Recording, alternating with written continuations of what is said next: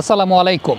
মুস্তাফিজ যখন ভালো বোলিং করেন তখন অনেক সময় একটা কথা আসে যে মুস্তাফিজ ধান খেতে ভালো বোলিং করেন, কিন্তু মুস্তাফিজ বারবারই প্রমাণ করেছেন যে তিনি প্রত্যেকটা কন্ডিশনে ভালো বোলিং করেন। আমরা আইসিসির মঞ্চগুলোতেও যদি খেয়াল করে দেখি মুস্তাফিজ ভালো বোলিং করেন, আমরা যদি আইপিএল দেখি সেখানেও মুস্তাফিজ ভালো বোলিং করেন, আইএল টি20তেও মুস্তাফিজুর রহমান তার প্রথম ম্যাচটা ভালো বোলিং করেছেন।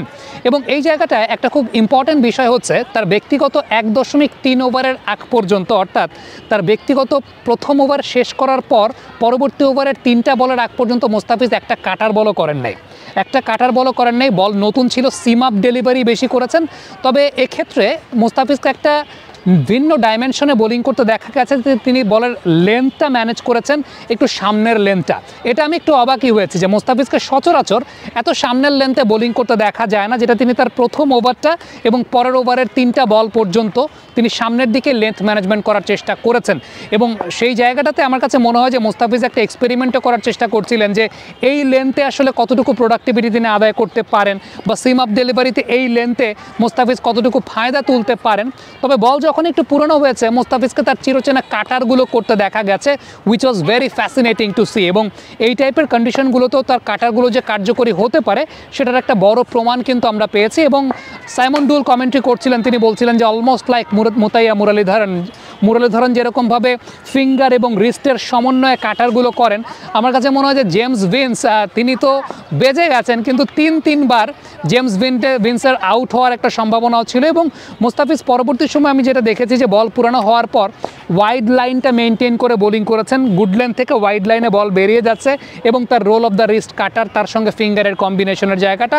So this is very important যে আইএল টি20 খেলতে গেছেন এবং ওইখানে খেলতে গিয়েও মুস্তাফিজ ভিন্ন কিছু করার চেষ্টা করেছেন। প্রথমে আমরা জানি যে মুস্তাফিজের স্টক লেন্থ যেটা থাকে, যে একটু গুড লেন্থের যে জোনটা আছে সেই গুড লেন্থের জোনটাতে মুস্তাফিজ কিন্তু এই আইএল টি20 প্রথম ম্যাচে আমরা যেমনটা দেখতে পেয়েছি সামনের লেন্থ থেকেও প্রোডাক্টিভিটি আদায় করার চেষ্টা করেছেন, যেটা সামনের লেন থেকে মুস্তাফিজকে প্রোডাক্টিভিটি আদায় করাটা আমরা দেখতাম আসলে মুস্তাফিজ যখন 2015-16 সালে বোলিং করতেন, ওই সামনের লেনটাকে অনেকাংশ তিনি ব্যবহার করতে চাইতেন, কিন্তু পরবর্তী সময় তার বোলিং অ্যাকশনটা পরিবর্তন হওয়ার ফলে তিনি কিন্তু তার স্টক লেনটা আসলে বেছে নিয়েছেন একটু পেছনের লেনটা, যেটাকে আমরা গুড লেন বলি বা কখনো কখনো short of the good lane.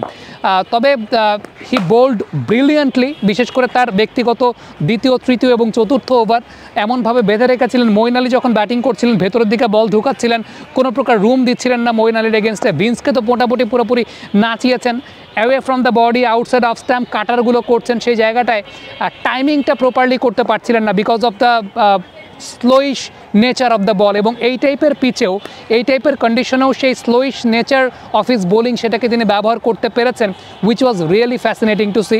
আবার বেশ কিছু শর্ট অফ দ্য লেন্থের বলও দেখছিলাম যেগুলো roll of the wrist cutter তিনি করেছিলেন শর্ট অফ দ্য লেন্থ, সেগুলো কিন্তু এক্সপেক্টেড টাইমের মধ্যে আসছেন, এক্সপেক্টেড টাইমের চাইতে অনেক দেরিতে বলগুলো আসছে, সেগুলো ব্যাটারের জন্য কনফিউজিং ছিল।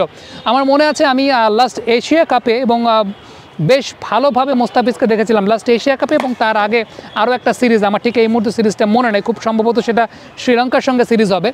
মুস্তাফিজ শর্ট অফ লেন্থের বলগুলো বা একটু জোরের সঙ্গে সিম আপ শর্ট অফ লেন্থের বলগুলো বেশ ভালো ব্যবহার করতে পারছিলেন। সো মুস্তাফিজ পরিবর্তিত পরিস্থিতিতে নিজেকে মানিয়ে নেওয়ার মতো ক্ষমতার জায়গা, মাথা দিয়ে বোলিং করার জায়গা, এই জায়গাগুলো মুস্তাফিজের অনেক বেশি মাত্রায় শার্প হচ্ছে। সো এই কথাটা যারা আসলে বলেন যে মুস্তাফিজ শুধুমাত্র মিরপুর টাইপের কন্ডিশন ছাড়া বোলিং করতে পারেন না, ইটস রং। মুস্তাফিজ বারবারই সেটা প্রমাণ করছেন। কমেন্ট বক্সে আপনাদের মন্তব্য, মতামত জানতে চাই।